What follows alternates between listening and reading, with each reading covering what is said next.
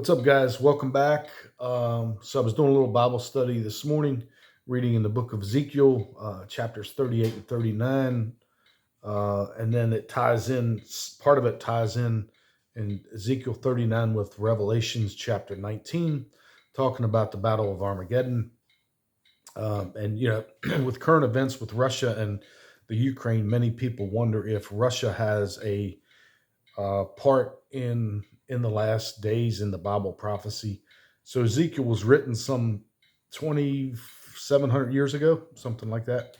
Um, and Anyway, so there is some things written about Russia in those books, or those chapters rather, in Ezekiel. Um, so Russia is referred to as Gog and Magog. And some say Gog is the leader, and Magog is actually Russia, or the USSR, or whatever you want to call them. And then they will, in the battle of the last days, they will join forces with countries like Persia, Iran, modern day Iran, um, Ethiopia, Sudan, um, and Turkey, which has a large army right now, and even Germany is mentioned. It's called Gomer. So in the book of Ezekiel, so much of Europe has become dependent on Russia for oil and power. And the United States tried to offer Germany some help with energy, uh, specifically like natural gas, but Germany rejected our offer and decided to partner with Russia for their energy sources. And much of Europe is dependent on Russia for their energy and their oil and so forth. So this conflict that's currently going on in Ukraine and Russia could potentially cause many problems for the entire continent of Europe. But anyway, so back to the battle of the last days. Again, Russia is going to join forces with many nations. An Arab African group is going to be a coalition, is going to be part of it, and then Iran, as I mentioned, Turkey, and Turkey right now has a very large army.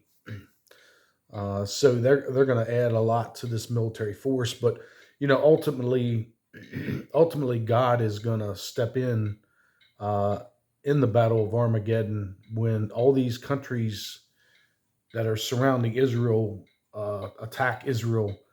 God is going to destroy those armies, and that is what's referred to as the Battle of Armageddon.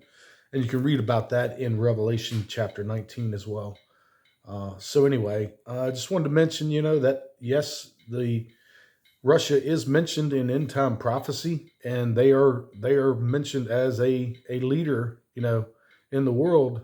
And then as far as the West, um, the United States, there's no real mention of the United States, but there's a mention of Tarshish, which is Lebanon, and the merchants of Tarshish. So that would be Britain, Spain, and possibly, I guess you could stretch and say the United States, but there's no real mention of anything that could be dogmatic as far as a reference to the United States in the end time prophecies. So, of course, the rapture, I believe personally, the rapture will take place before the 7 year tribulation.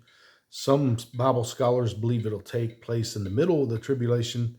And, I won't really argue about that with anyone because, you know, but I personally believe that it'll be before the 7 year tribulation. And the scripture does say we will be spared from the wrath to come.